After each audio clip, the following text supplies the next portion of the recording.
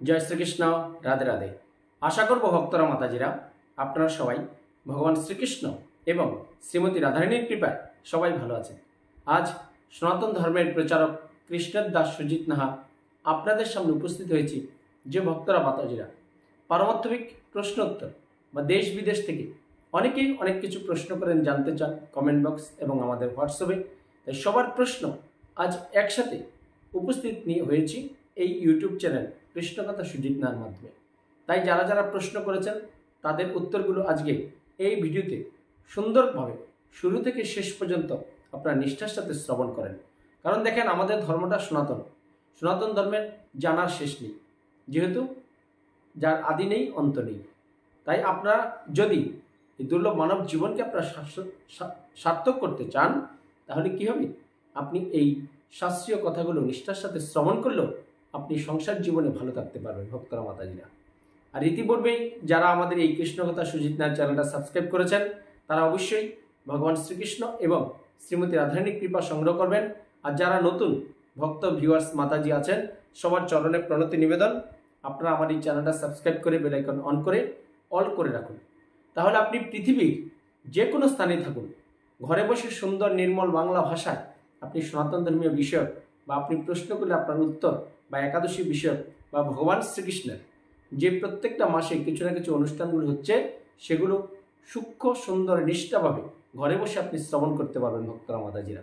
তাই এখন আসছি আমরা যে আজকে প্রথম প্রশ্ন পুরুলিয়া থেকে সাবিত্রী মাহাতো জানতে চেয়েছেন যে মহারাজ, আমার প্রশ্ন, একাদশীর দিন শ্যামা চাল খাওয়া যাবে? আর আমাদের একটা বড় গাভী আছে, বিদেশি গাভী, তার দুধ কি আমরা সেদিন পান করতে পারবো?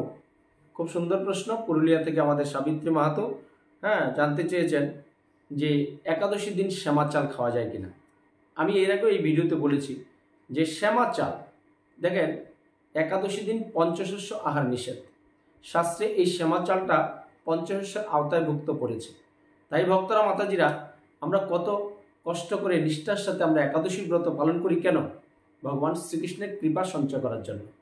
তাই আমি জেনে যদি একাদশীর দিন এমনি চাল, আটা, ময়দা এগুলো বন্ধ করে আমি যদি শ্যামা চালের ভাতও খাই বা শ্যামা চাল সেদ্ধ করে সেটা গ্রহণ করি, তাহলে কি হবে? আমার একাদশী হবে না। শ্যামা চাল এটা পঞ্চশস্যের মধ্যে পড়ে যায়। আর বিদেশি গাভীর দুধ, আপনি যে কোনো গাভীর দুধ, গাভী মানে গোমাতা, আমাদের ভগবান শ্রীকৃষ্ণের বাহন। তাই এই যে কোনো গাভীর দুধ হোক, আপনি দুধ অবশ্যই পান করতে পারবেন, তবে ভগবান শ্রীকৃষ্ণকে নিবেদন করে বা ভগবান শ্রীকৃষ্ণের নিবেদিত কোনো প্রসাদ এই দুধের সাথে মিশিয়ে আপনি সেটা গ্রহণ করতে পারেন। তাতে একাদশীর দিন আপনার কোনো অসুবিধা হবে না ভক্তরা মাতাজিরা। এবার আসি দ্বিতীয় প্রশ্নে। প্রভু, আমি গোপাল দাস, নদিয়া, পশ্চিমবঙ্গ থেকে। আমার প্রশ্ন, আমার মুদি দোকান, একাদশীর দিন আমি চাল, আটা, ময়দা, তেল এগুলো ধরতে হয় বিক্রির জন্য, তাতে কি একাদশী আমার ভঙ্গ হয়ে যায়? দেখেন, ভগবান শ্রীকৃষ্ণ কোনো কর্ম আপনাকে বন্ধ রেখে ধর্ম করতে বলেনি। আমাদের প্রত্যেকটা মানব জীবনের প্রধান কর্তব্য কি? যে আমরা যেই কর্ম করি না কেন, আমরা কর্মের পাশাপাশি ধর্ম প্রচার করতে হবে। তা আপনার যেহেতু মুদি দোকান, তাই আপনি যে পঞ্চশস্যগুলো স্পর্শ করছেন সেটা বিক্রির জন্য, আপনার নিত্য কর্তব্য এটা করছেন আপনি। তাই নিত্য কর্তব্য, আপনি তো সেই পঞ্চশস্যগুলো আহার করছেন না বা কাউকে দান করছেন না, আপনি বিক্রি করছেন, যেটা আপনার এক কর্তব্য, কর্ম, সে করুন, তাতে কোনো অসুবিধা নেই। কিন্তু চেষ্টা করবেন যে আপনি যাতে এই পঞ্চশস্য কিছু সেদিন আপনার মুখে চলে না যায় বা আপনি গ্রহণ করেন। গ্রহণ করলে কী হবে? একাদশী ভঙ্গ হয়ে যায়। ধরলে কিছু হবে না, আপনি নিত্যকর্ম করছেন, অসুবিধা নেই তাতে। চেষ্টা করবেন আপনি যাতে সেই পঞ্চশস্যগুলো আপনার এই মুখ দিয়ে কোনো ভিতরে প্রবেশ না করে। যদি প্রবেশ করে তাহলে একাদশী ভঙ্গ হবে, ধরলে কিছু হবে না ভক্তরা মাতাজি। 3 নম্বরে মনোজ বর্মন, মালদা থেকে।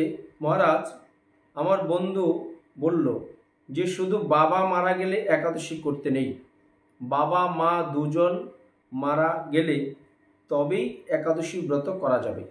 এটা কতটা সঠিক বা কতটা ভুল, একটু শাস্ত্রীয় ব্যাখ্যা দেবেন। খুব কি বলবো, পজিটিভ না নেগেটিভ প্রশ্ন আমি এটা বুঝতে পারছি না।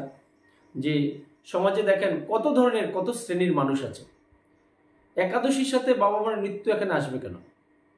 শাস্ত্রে বলেছে সর্ব অবস্থায় সোজ অসোজ, জন্ম অসুযোগ, মৃত অসুযোগ, বাবা মারা যাক, মা মারা যাক বা আত্মীয় স্বজন মারা যাক, যেই মারা যাক, সর্ব অবস্থাতেই আপনি একাদশী ব্রত করতে পারেন। একাদশী ব্রত কখনো বন্ধ করা যাবে না ভক্তরা মাতাজিরা। আজ দেখবেন কিছু শ্রেণীর সমাজে আছে, পাণ্ডিত্য নিজেদেরকে বোঝাচ্ছে, নিজেরা খুব পণ্ডিত, নিজেরা শুদ্ধ ব্রাহ্মণ বৈষ্ণব নিজের প্রচার করে, কিন্তু সঠিক শাস্ত্রীয় বিধান মানুষকে দিতে পারে না ভক্তরা মাতাজিরা। তাই প্রভু আপনার যে বন্ধু বলেছে যে শুধু বাবা মারা গেলে একাদশী করা যাবে না, বাবা মা দুইজন মারা গেলে তবেই একাদশী করা যায়, এটা সম্পূর্ণ মিথ্যে, সম্পূর্ণ মিথ্যে এবং ভুল। শাস্ত্রে এই নিয়ে কোনো উল্লেখ নেই। আজকের দিনে দেখবেন কেউ মারা গেলে ব্রাহ্মণরা তার বাবা বা মার আত্মার উদ্দেশ্যে কি বলে, তার সন্তানদের 1 বছর একাদশী পালন করতে বলে।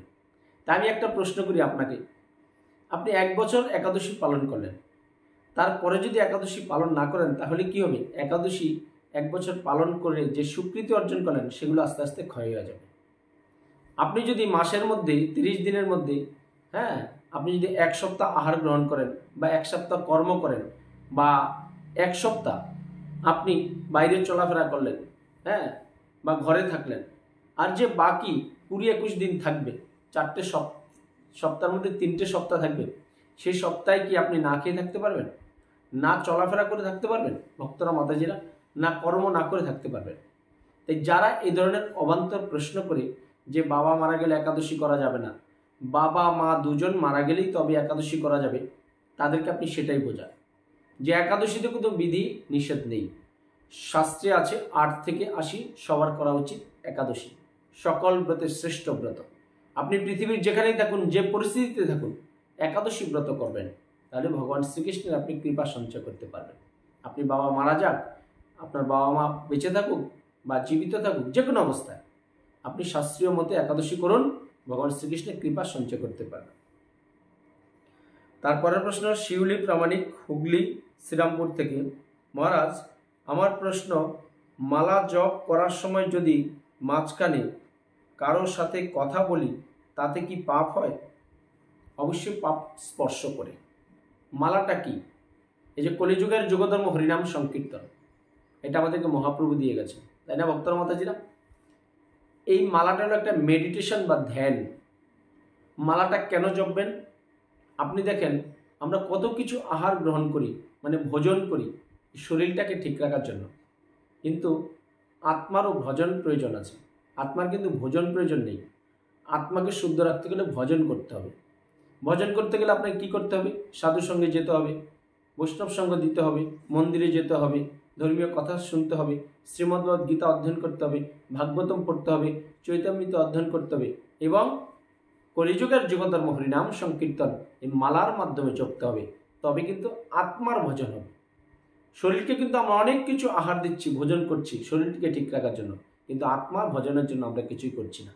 তাই আপনি যখন মালা জপ করবেন, একাগ্রভাবে করবেন, এক জায়গায় সুন্দর করে শটানে বসে, যাতে পারিপার্শ্বিক আপনাকে যে মানুষের কথাবার্তা বা বিভিন্ন মিউজিকের যে কানে আসে সেগুলো থেকে অনেকটা দূরে থাকবেন। এক ধ্যানে মালা জপবেন। যদি একান্ত কথা বলতেই হয়, মালা সুন্দর করে ধরে শর্টকাটে বলে নেবেন, বারে বারে কথা বলবেন না। মালা জপ অবস্থায় কথা বললে সেটা কিছু পাপ হয়, কিন্তু আপনার যে মহা পাপ হবে, মানুষ খুন করলে যে পাপ হয়, পরনিন্দা, পরচর্চা, মিথ্যা ভাষণ, এগুলো বললে যে পাপ হয় তার থেকে অনেকটা কম পাপ হয়। ভগবান শ্রীকৃষ্ণের কাছে ক্ষমা চেয়ে নিলে এই পাপটা আপনার ক্ষয় হয়ে যায় ভক্তরা মাতাজিরা। তাই চেষ্টা করবেন যতটা আপনি একাগ্র চিত্তে ধ্যানের মতো করে আপনি কলিযুগের যুগধর্ম মালা জপবেন, তাহলে মালার সম্পূর্ণ ফল আপনি সঞ্চয় করতে পারবেন। তারপর আসি কাথি পূর্ব মেদিনীপুর থেকে বলরাম গড়াই। প্রভু, আমি জানতে চাই, আমরা যে একাদশী ব্রত করি এটা কি কলিযুগের না অন্যান্য যুগেও ছিল? প্রভু, আপনার চরণে আমার প্রণতি নিবেদন। আপনি যখন একাদশী করছেন আপনি তো নিজেও জানেন যে একটা বিজয়া একাদশী আছে, যেটা আগে একাদশীটা গেল, সে একাদশীর মাহাত্ম্য আপনি শ্রবণ করেননি? আমরা তো ভিডিওতে দিয়েছি ইউটিউবে যে একাদশীর মাহাত্ম্য এটা কী ছিল। যে ত্রেতা যুগে যে মর্যাদা পুরুষোত্তম স্বয়ং ভগবান রামচন্দ্র তার সীতামাকে উদ্ধার করার জন্য এই একাদশী করেছিলেন। তাহলে ত্রেতা যুগে রামচন্দ্র কি কলিযুগের? সে ত্রেতা যুগের, দাপরেরও আগে, ভগবান শ্রীকৃষ্ণেরও আগে। তাহলে সর্বযুগে কি হচ্ছে, আমরা যদি শাস্ত্র পর্যালোচনা করি বা একাদশীর মাহাত্ম্যটা যদি আপনি সব নিষ্ঠার সহিত শ্রবণ করেন, তাহলে জানতে পারবেন যে সত্য, ত্রেতা, দাপর, কলিযুগে পৃথিবীর শুরু থেকেই কিন্তু একাদশী ছিল। কারণ ভগবান শ্রীকৃষ্ণ পৃথিবীর শুরুতেই যেমন দেবতা বানিয়েছিলেন, সেরকম পাপ পুরুষও সৃষ্টি করেছিলেন মানুষদেরকে শিক্ষা দেওয়ার জন্য। আবার মানুষদেরকে নরক থেকে উদ্ধার করার জন্য নিজে স্বয়ং জমালয়ের দক্ষিণ দ্বারে একাদশী রূপে আবির্ভূত হয়েছিলেন, এই আমাদের অধপতিত মানব জীবনকে উদ্ধার করার জন্য ভক্তরা মাতাজিরা। তাই আপনি ভাববেন না যে কলিযুগে আপনি একাদশী করছেন এটা এই যুগের কারো বানানো বা ভগবান শ্রীকৃষ্ণ এই যুগে আমাদেরকে দিয়েছেন। না, সমস্ত যুগেই একাদশী আছে। তাই আপনি একাদশী সুন্দর করে করুন এবং নিষ্ঠার সহিত মাহাত্ম্যগুলো শ্রবণ করবেন একাদশী দিন। তাহলে বুঝতে পারবেন, বা কেউ আপনাকে একাদশী বিষয়ক কোনো কথা বললে, ভুল কথা বললে, আপনি তাদেরকে এটা শুধরে দেবেন, সঠিকভাবে শাস্ত্রীয় ব্যাখ্যাটা দিতে পারবেন। তাই ভক্তরা মাতাজিরা, আজ এই ছিল সনাতন ধর্মের যে বিভিন্ন দেশ বিদেশ থেকে প্রশ্ন করেছিলেন তাদের উত্তর নিয়ে। আপনি যদি এরকম প্রশ্ন করতে চান, আমাদের কমেন্ট বক্স বা আমাদের স্ক্রিনে হোয়াটসঅ্যাপ ফোন নাম্বার আছে, সেখান থেকে আমাদের সাথে যোগাযোগ করবেন। আপনার এই প্রশ্নগুলো নিয়ে আমি পরবর্তী একটা নেক্সট ভিডিওতে আসবো। চোখ রাখুন আমাদের কৃষ্ণকথা সুজিত নাথ চ্যানেলে।